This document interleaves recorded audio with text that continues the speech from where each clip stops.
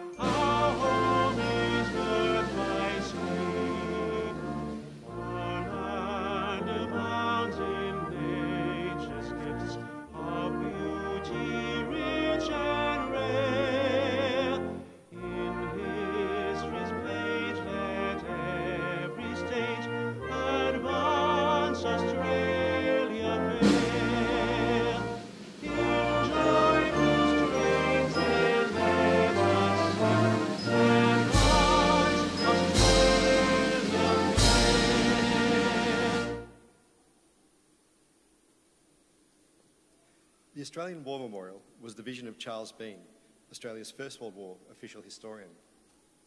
Bean landed with the Australian troops on Gallipoli and stayed with them at the front through to the end of the war. The idea of this national memorial and museum came to him at Pozières, France, in the depths of the bloody fighting of 1916. Bean's idea was that this would be a place where families and friends could mourn loved ones buried in faraway places. It would also be a place that could help all Australians understand what these men and women had endured and what they had done for us. Bean's vision, to which we remain true, is best expressed as inscribed in the entrance to the memorial's galleries. Here is their spirit, in the heart of the land they loved, and here we guard the record which they themselves made. Tonight, we will read the story behind just one of those on the Roll of Honour, which lists the names of more than 102,000 men and women who have given their lives for us in war and operations for more than a century. But first we present a lament, Flowers of the Forest. Wreaths of floral tributes will now be laid at the base of the pool of reflection.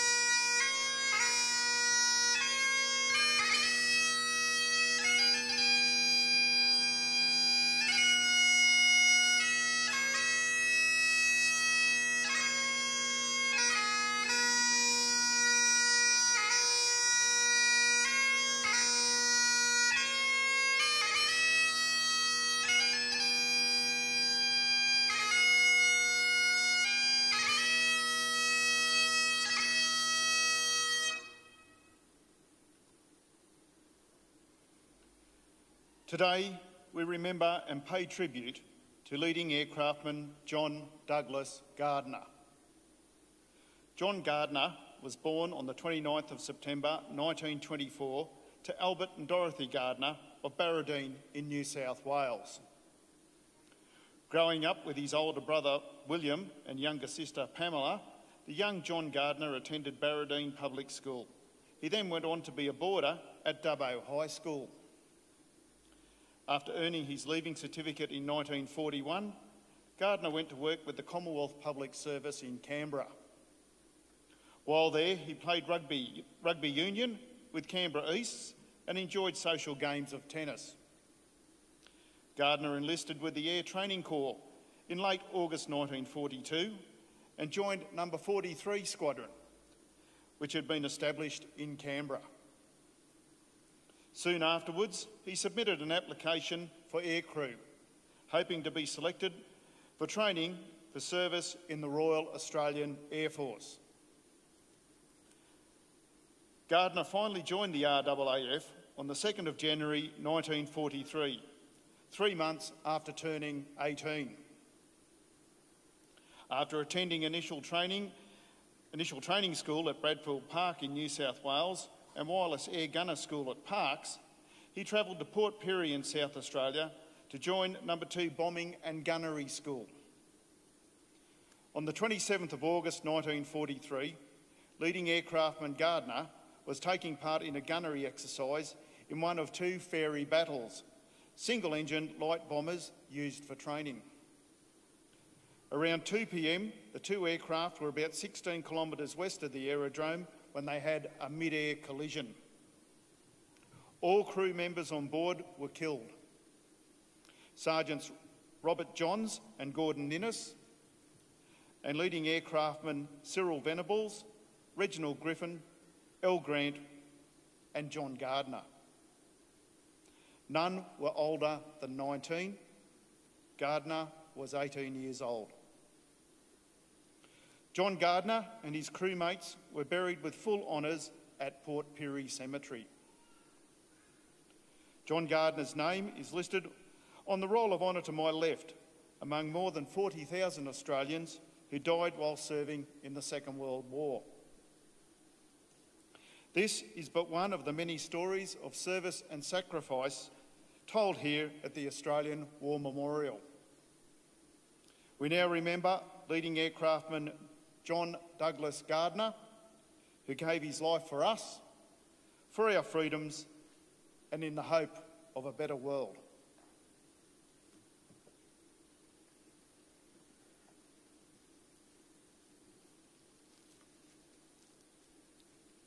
Could I please ask you to stand for the reading of the ode and the sounding of the last post?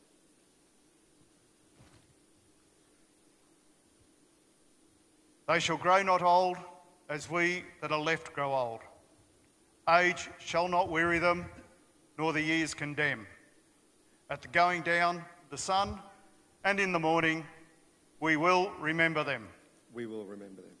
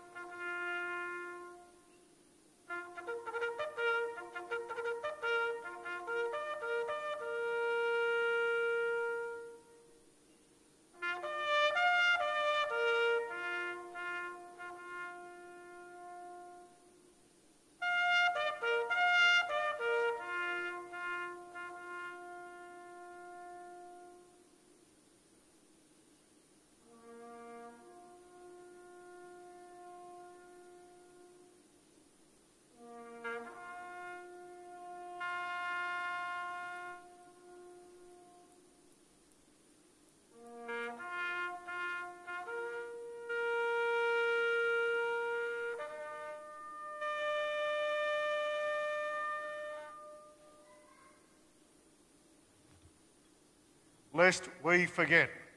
Lest we forget.